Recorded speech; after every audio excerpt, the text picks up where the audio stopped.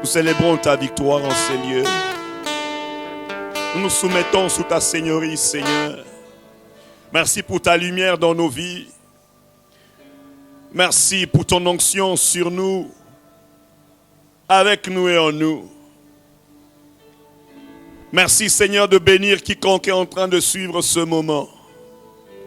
Merci d'imposer ta seigneurie partout où ce message arrivera. Laisse que les écailles puissent tomber des yeux et que l'entendement soit donné.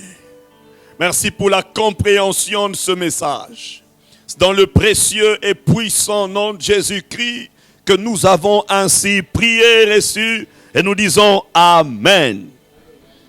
Gloire à Dieu, nous acclamons le Seigneur. Je vous salue tous dans le précieux et puissant nom de Jésus. S'il y a quelqu'un à vos côtés, prière de le saluer aussi de notre part. Soyez bénis au nom de Jésus. Gloire à Dieu. Ça fait déjà plus de 3 semaines que nous avons commencé ce message sur la sotériologie, qui est la doctrine sur le salut. La doctrine du salut. Nous avons parlé sur l'œuvre du Saint-Esprit. Nous sommes en train de parler maintenant sur l'œuvre du Saint-Esprit. Le mardi passé, nous avons souligné la conversion. Nous avons dit que dans la conversion, il y a la conviction, il y a la repentance et il y a la foi. Le Saint-Esprit, pour te parler, il commence d'abord par te convaincre. Ce n'est pas un sermon d'1 heure, ce n'est pas un sermon de 2 heures qui peut convaincre une personne. Ce n'est pas non plus une philosophie ou je ne sais, une intelligence quelconque qui peut convaincre une personne, mais c'est plutôt le Saint-Esprit, lorsqu'il rencontre l'esprit de l'homme, il convainc. C'est comme ça que Jésus a dit, lorsqu'il viendra, il vous convaincra, il convaincra le monde du péché. Là où il y a une vraie repentance, là où il y a une vraie conversion, j'allais dire, il y a d'abord la conviction. La conviction qu'est l'Esprit de Dieu, la conviction par laquelle l'Esprit de Dieu agit dans la conscience de l'homme. Remarquez que dans le jardin d'Éden, l'homme eut conscience de sa nudité. La première fois que l'homme eut conscience, donc quand la conscience a commencé à fonctionner dans l'homme, le péché était déjà entré. Alors quand le Saint-Esprit vient, il coopère avec votre conscience. Le Saint-Esprit pose en vous la raison pour laquelle vous devez abandonner le monde. C'est le Saint-Esprit qui vous donne le pourquoi vous attachez à Dieu. Le pourquoi vous détachez du monde. C'est le message que nous avions donné le mardi passé. Aujourd'hui, nous allons, parce que nous sommes déjà dans la justification, parce que nous avions dit, le Saint-Esprit, dans ses œuvres, il y a d'abord la conversion, deuxièmement la justification. Et dans la justification, il y a ce problème qui se pose dans le monde chrétien. La relation qui existe entre la foi et les œuvres. C'est autour de ça que nous allons échanger, que nous allons partager, que nous allons décortiquer aujourd'hui. La relation qui existe entre la foi et les œuvres. Est-ce que l'apôtre Paul a contredit l'apôtre Jacques? Est-ce que l'apôtre Jacques a contredit l'apôtre Paul? Ou les deux vont de pair? S'ils vont de pair, c'est quoi le point commun? C'est à cela que nous allons nous atteler aujourd'hui. Je nous propose de lire Jacques chapitre 2. Jacques chapitre 2, verset 14 jusqu'au verset 26. Et nous lirons aussi Romains chapitre 8, verset 28 à 35. Commençons par Romains.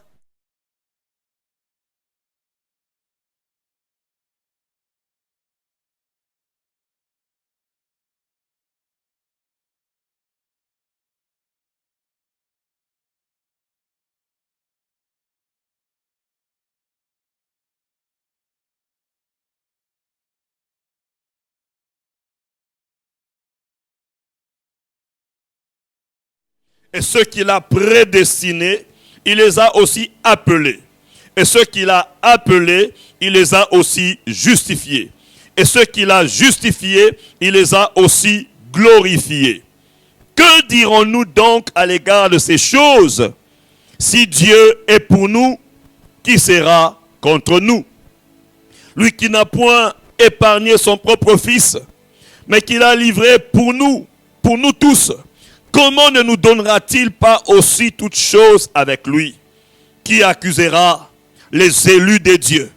C'est Dieu qui justifie. Qui les condamnera? Christ est mort, bien plus il est ressuscité, il est à la droite de Dieu et il intercède pour nous. Qui nous séparera de l'amour de Christ? Sera-ce la tribulation ou l'angoisse, ou la persécution ou la faim, ou la nudité, ou le péril, ou l'épée? Est-ce le Covid-19? Je crois que là vous êtes, dites non, jamais le Covid-19 ne peut nous séparer de Dieu. Qu'est-ce qui peut nous séparer de Dieu? Rien. Alléluia. Gloire à Dieu. Lisons Jacques chapitre 2, verset 14 jusqu'au verset 26. Mes frères, que sert-il à quelqu'un de dire qu'il a la foi s'il n'a pas les œuvres? La foi peut-elle le sauver? Si un frère ou une sœur sont nus et manquent de la nourriture de chaque jour, et que l'un d'entre vous leur dise, allez en paix, chauffez-vous et vous rassasiez, et que vous ne leur donniez pas ce qui est nécessaire au corps, à quoi cela sert-il? Il en est ainsi de la foi. Si elle n'a pas les œuvres, elle est morte en elle-même. Mais quelqu'un dira, toi tu as la foi, et moi j'ai les œuvres. Montre-moi ta foi sans les œuvres, et moi je te montrerai la foi par mes œuvres. Tu crois qu'il y a un seul Dieu? Tu fais bien. Les démons le croient aussi, et ils tremblent. Veux-tu savoir, ô homme vain, que la foi sans les œuvres est inutile? Abraham notre père ne fut-il pas justifié par les œuvres lorsqu'il offrit son fils Isaac sur l'autel? Tu vois que la foi agissait avec ses œuvres, et que par les œuvres, la foi fut rendue parfaite. Ainsi s'accomplit ce que dit l'Écriture. Abraham crut à Dieu, et cela lui fut imputé à justice, et il fut appelé ami de Dieu. Vous voyez que l'homme est justifié par les œuvres, et non par la foi seulement. Rahab, la prostituée, ne fut-elle pas également justifiée par les œuvres lorsqu'elle reçut les messagers et qu'elle les fit partir par un autre chemin? Comme le corps sans âme est mort, de même la foi sans les œuvres est morte. Nous acclamons la parole du Seigneur. Gloire à Dieu. Quel discours, quelle défense, quelle profondeur. Quelle profondeur. Alléluia. Oh mon Dieu. Est-ce que Paul contredit Jacques? Paul donne un exemple. Il donne un exemple en disant, comme le corps sans âme est mort, de même la foi sans les œuvres est morte. Ici, nous voyons que l'apôtre Jacques est en train de souligner les œuvres. Il dit, si vous avez une foi, mais une foi qui n'a pas d'œuvre, elle est une foi morte. Vous n'êtes pas différent d'un cadavre. Vous n'êtes pas différent d'un véhicule sans moteur. Ah, j'ai beaucoup aimé la manière dont il a chuté. Il dit, comme le corps sans âme est mort. De même, la foi sans les œuvres est morte. Alors la question est de savoir, est-ce que l'apôtre Paul contredit-il Jacques sur cette doctrine? Absolument pas. Nous devons comprendre que l'épître de Jacques a été rédigé pour corriger une incompréhension antinomienne. L'apôtre Jacques était en train de corriger, il corrigeait une secte. Cette secte antinomienne qui était au XVIe siècle, c'était une secte qui basait ses enseignements sur la foi seulement, mais vous pouvez continuer dans le péché. Un peu comme le message qui se prêche aujourd'hui sur la grâce. C'était déjà l'hérésie du XVIe siècle. Ce n'est pas quelque chose d'aujourd'hui. La mauvaise façon d'aborder la grâce avait déjà été abordée au XVIe siècle. Et on appelle cette secte-là une secte antonimienne. Une secte antonimienne. Ou une secte antinomienne, excusez-moi. Une secte antinomienne. Les antinomiens. Les antinomiens disaient que quand tu as reçu Jésus, tu peux continuer ta vie. Tu peux continuer ton impudicité. Tu peux continuer ton mensonge. Tu peux continuer ton vol. Mais toi, tu as déjà reçu Jésus. Parce que tu as déjà cru en Jésus-Christ, c'est fini. Les œuvres, non. Les œuvres ne sauvent pas. Les antinomiens, qui est une secte du XVIe siècle, qui enseignait que les œuvres de la loi divine ne sont point nécessaires au salut. Ne sont point nécessaires. Tout ce que vous avez à faire est de croire et de rester dans le péché. Donc pour les antinomiens, dès que vous aviez cru, c'est fini. Continuez votre façon de vivre. Continuez votre manière de faire. Et aujourd'hui, nous trouvons beaucoup de chrétiens qui se comportent comme ces chrétiens sectaires. Comme ceux qui étaient dans cette secte des antinomiens. J'ai cru, mais ma vie, je la continue, je la mène comme bon me semble. J'ai reçu Jésus, je vais à l'église, mais je continue à marcher dans le péché. Je continue à vivre dans l'impudicité, dans le mensonge, dans le vol, dans l'occultisme, dans la sorcellerie. Ça, c'était ça. C'est à ça que la secte antinomienne était basée. J'ai cru, c'est fini. Je vis comme bon me semble. Alors quand l'apôtre Jacques prend la parole, il dit non. Non. La foi, oui. Mais cette foi doit être accompagnée des œuvres. Cette foi doit être accompagnée des œuvres. Jacques insiste sur le fait que la croyance dans le Messie doit avoir pour résultat une vie.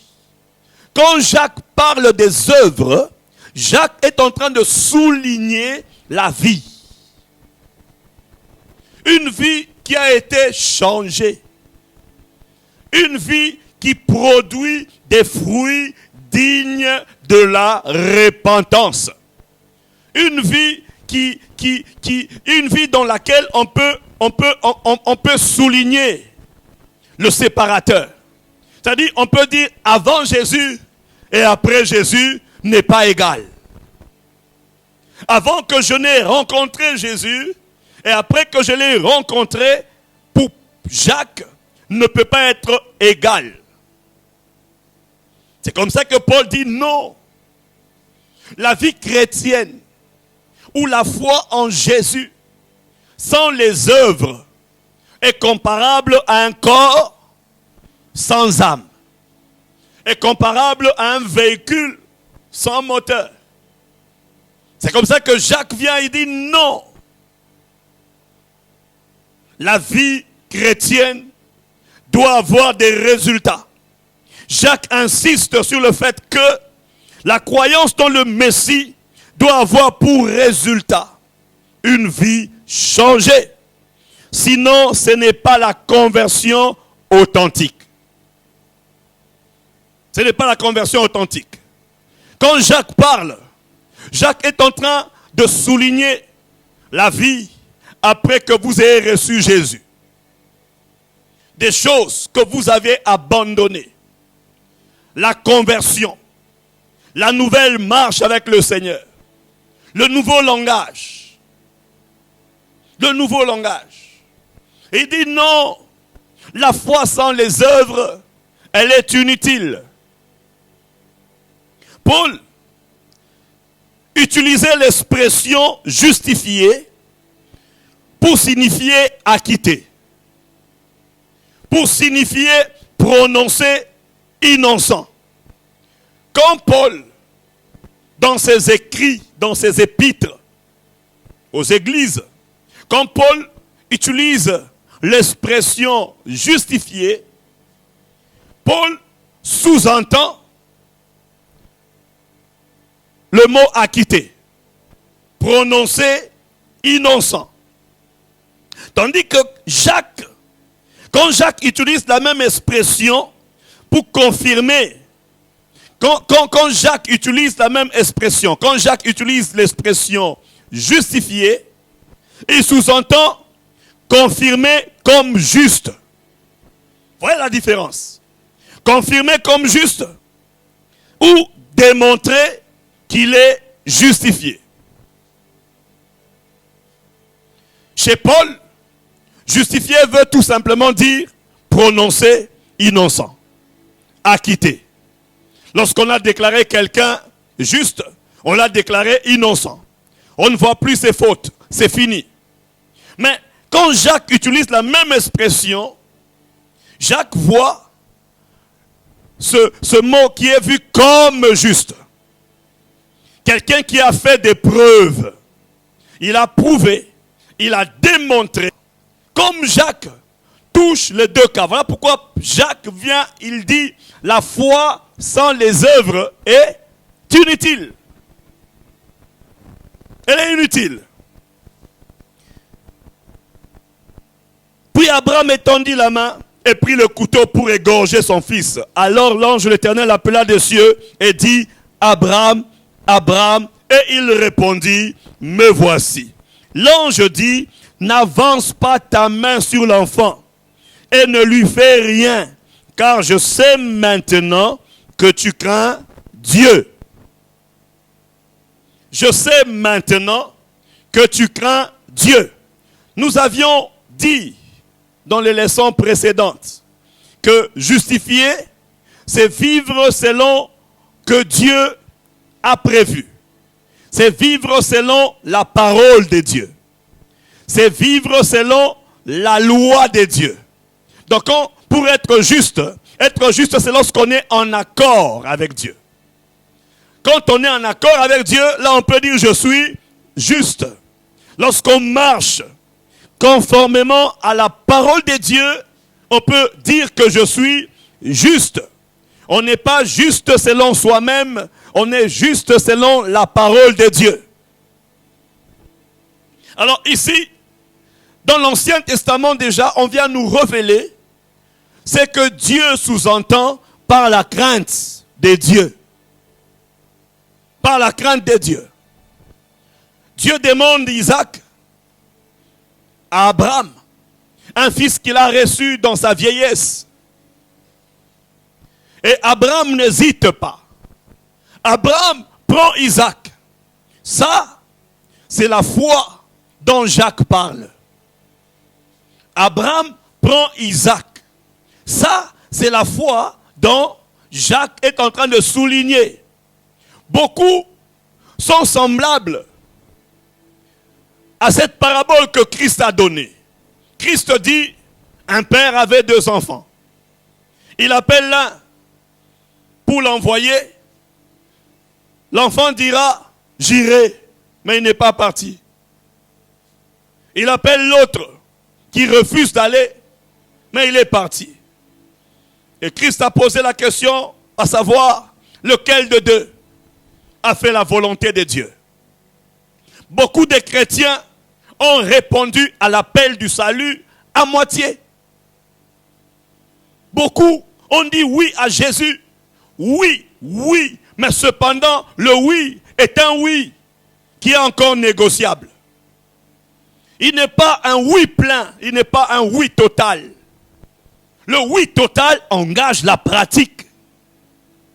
Le oui total engage le mouvement. Lorsque vous rencontrez un chrétien qui dit « Je n'arrive pas, c'est plus fort que moi », il a donné un oui, mais un oui à moitié.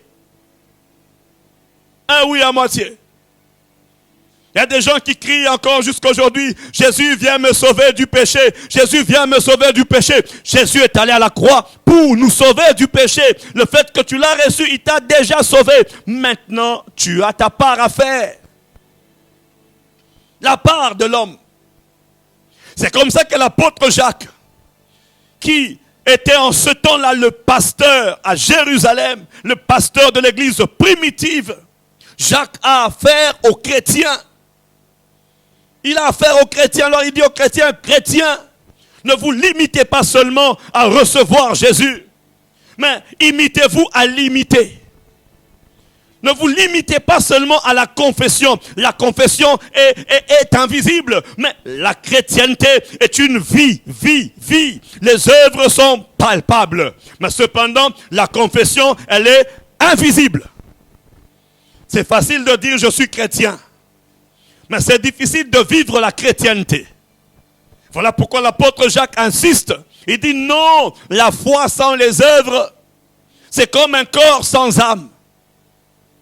Ici, l'âme est considérée comme étant la vie. Un corps sans vie. Un corps dans lequel le sang ne circule pas. Parce que Lévitique nous dit que le sang, la vie de l'homme est dans le sang. Le sang, c'est l'âme. L'âme, c'est la vie. Alors, Jacques dit non. La foi sans les œuvres est comparable à un corps sans vie. Un corps sans âme. Un corps qui n'a pas d'âme n'a plus de place sur la terre. Un chrétien qui n'a pas d'œuvre n'a pas de place dans la chrétienté. Dans la chrétienté. Dans la chrétienté. Le chrétien, au vrai sens du mot, selon Jacques, est un chrétien qui se sacrifie. Est un chrétien qui paye le prix. Est un chrétien prêt à tout pour Jésus.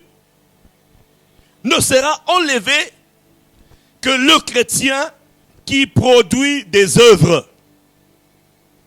Des œuvres dignes de la repentance. Regardez Abraham. Il prend Isaac. Quand il était en route, il n'y avait pas de témoignage. Le témoignage, c'est quand il a pris le couteau. Le témoignage, c'est quand il était prêt à se séparer. C'est quand le témoignage. C'est ça la preuve.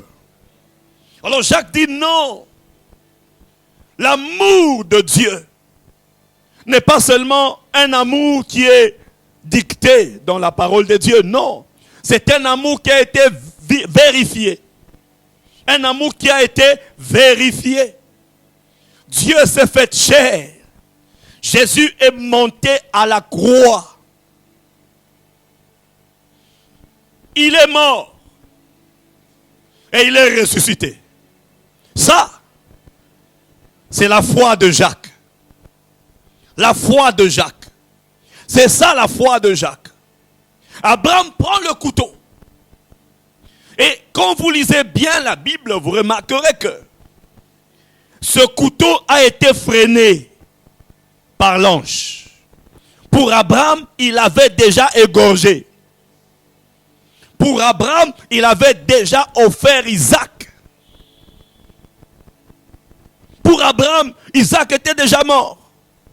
Il restait seulement d'égorger Isaac et d'allumer le feu. C'était tout. Et l'ange a arrêté son bras. Et il a entendu la voix lui dire, maintenant, je sais que tu crains Dieu. C'est maintenant que je sais que tu crains Dieu. Beaucoup n'ont pas encore entendu ce témoignage. Pourquoi? Parce que toute tentation qui survient dans vos vies, vous tombez. Parce que vous êtes semblables aux feuilles qui sont emportées par le vent. Par le vent. Une vie chrétienne où le sang de Jésus est limité qu'à la purification. Où le sang de Jésus n'a qu'une seule fonction. Pourquoi? Parce qu'on tombe le matin, on tombe à midi, on tombe le soir. Et pourtant le sang de Jésus n'est pas là seulement pour nous laver. Le sang de Jésus est aussi là pour inaugurer une voie nouvelle où tu peux te présenter devant Dieu et recevoir des instructions, recevoir des directives pour commencer à gouverner et à commander le monde. Bien-aimé, celui qui utilise le sang de Jésus que pour sa purification, il est dans les ABC. C'est comme quelqu'un qui fait la lecture. Vous savez, quand un petit enfant lit la Bible ou lit un livre, il fera de son mieux pour lire alphabet après alphabet. Pour ne fût-ce que dire père, il peut dire peur. Alors ceux qui n'utilisent le sang de Jésus que pour leur purification ne sont pas différents des bébés spirituels. Ils sont semblables à cet enfant qui ne sait pas lire une phrase. Et vite. Qui ne peut pas comprendre l'idée rien qu'en regardant. Il doit d'abord épeler les mots. Le sang de Jésus est beaucoup plus que pour la purification.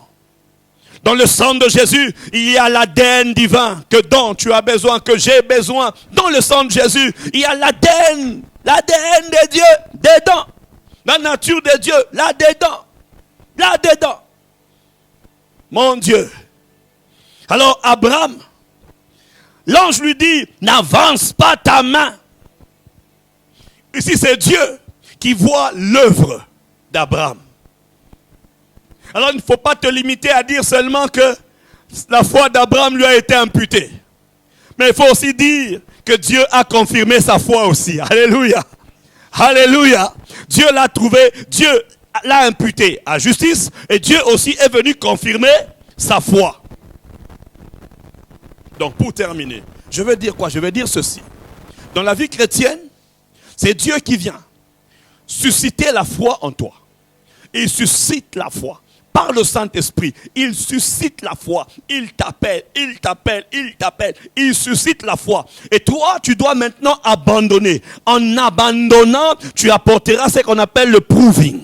C'est qu'on appelle l'épreuve. C'est qu'on appelle l'épreuve que tu es passé par le feu et maintenant te voilà. C'est comme Jésus devant Thomas. Il dit, Thomas, regarde mes mains. Thomas, viens toucher mes plaies. Thomas, viens voir. Alléluia.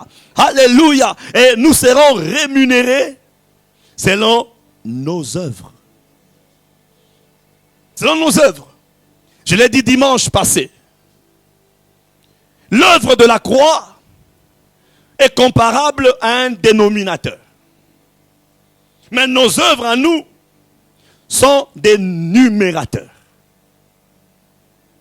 Nous avons tous été sauvés au même rang. Mais nous ne serons pas jugés tous au même rang. Non. Voilà pourquoi, bien-aimé, attention. Ne fais pas le pharisien. Vivre la vie chrétienne aux yeux des hommes. Non, vis ta vie chrétienne devant Dieu. Je ferai dans 2 ans. Mais Dieu t'a demandé de le faire aujourd'hui. Dieu ne veut pas que tu continues à mener la vie que tu mènes. Et toi tu dis non, non, non. Aujourd'hui je ne saurai pas. Si j'abandonne, je ferai comment? Je ferai comment? Et Jacques te dit, une foi sans œuvre est comme un corps sans âme. Une foi sans œuvre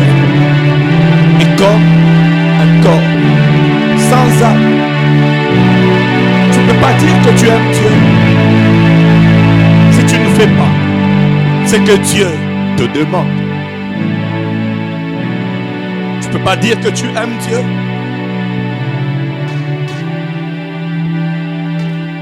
Si tu ne fais pas ce que Dieu te demande, tu ne peux pas non plus prétendre que tu crains Dieu si dans ta vie, il n'y a pas de sacrifice. S'il n'y a pas de sacrifice, tu ne peux pas prétendre dire que tu aimes Dieu. Tu ne peux pas prétendre que dire que tu aimes Dieu. Une foi sans œuvre. Certains ont encore ce problème de pardon. Tu n'arrives pas à pardonner, tu n'arrives pas. Mais tu t'appelles chrétien avec un cœur rempli de rancune, rempli de querelle. Mais tu dis je suis chrétien. L'apôtre Jacques vient te dire non. La foi sans les œuvres est inutile. C'est un passe-temps. C'est une fausse confession, une fausse apparence. Fausse apparence. La vie chrétienne ne se limite pas dans la bouche. La vie chrétienne se vit. La chrétienté, c'est la relation de Dieu et l'homme. La relation qui existe entre Dieu et les hommes. C'est ça la chrétienté. Et la Bible parle de ça. La Bible parle de la vie, de la relation entre Dieu et les hommes et de la séparation entre Dieu et les hommes. Soit tu es séparé de Dieu ou tu es avec Dieu. C'est ce que Jacques est en train de souligner. Il dit une vie sans œuvre est une vie où l'homme est séparé de Dieu. Christ n'a-t-il pas dit qu'il est le cep et que nous sommes le sarment? Le sarment ne peut porter le fruit s'il est détaché du cep. Voilà pourquoi Jacques dit une foi sans les œuvres est comparable à une vie morte, à un corps sans âme.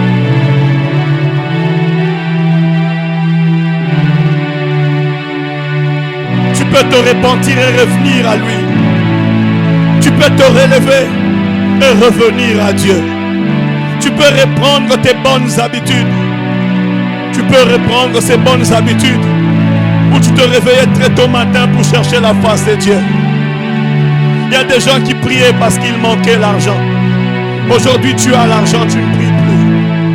C'est de l'idolâtrie. D'autres priaient pour se marier. Tu t'es marié, tu ne pries plus. Le mariage est devenu ton idole.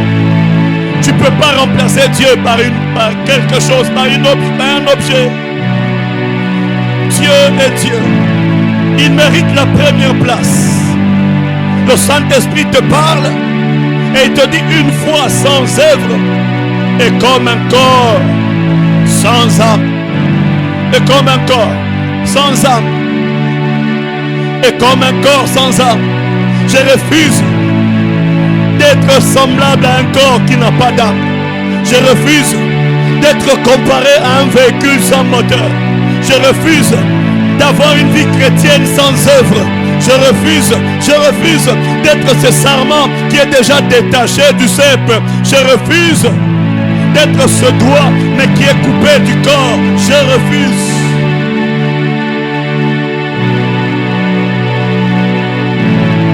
Là où tu es, tu pries. Tu dis Saint-Esprit, sonde-moi et connais mon cœur.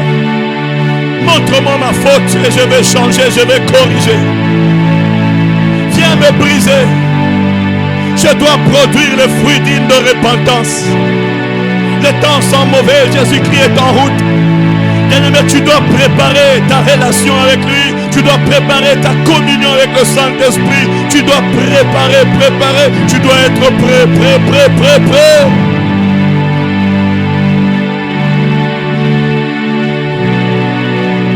Que ferais-je ?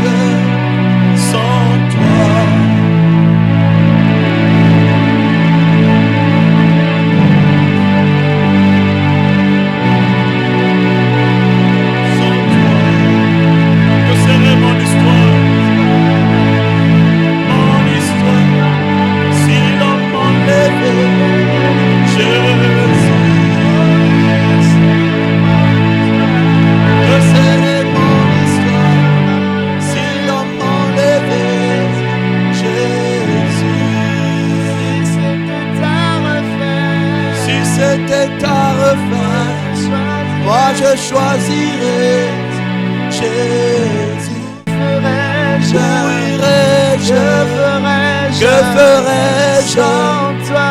sans toi? Oh oui, où irais-je, que ferai-je? Où irais-je, que ferais-je sans toi? sans toi? Oh, que serait mon histoire? Que serait mon histoire si l'on m'enlevait Jésus?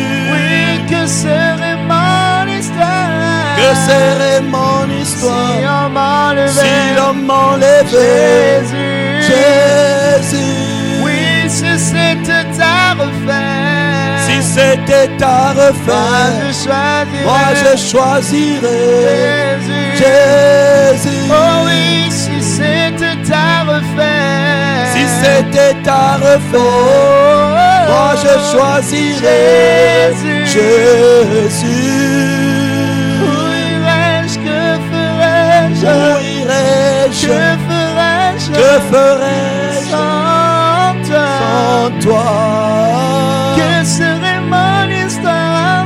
Que serait mon si histoire on m'enlevait? si l'on m'enlevait Oh, Jésus? oui, si c'était ta refaire, Si c'était ta refaire, moi je choisirais Jésus. Nachelayo motema,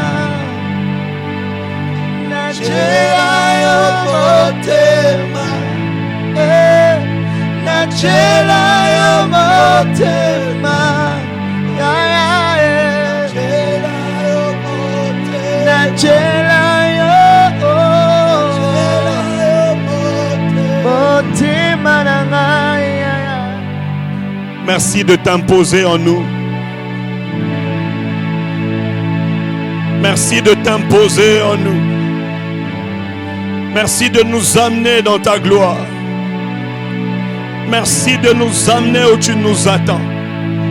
Merci de nous amener au-delà de nos limites. C'est dans le nom de Jésus que nous avons ainsi prié et reçu. Ainsi nous disons Amen. Nous acclamons le Seigneur. Que le bon Dieu nous bénisse. Soyez bénis de partout où vous êtes.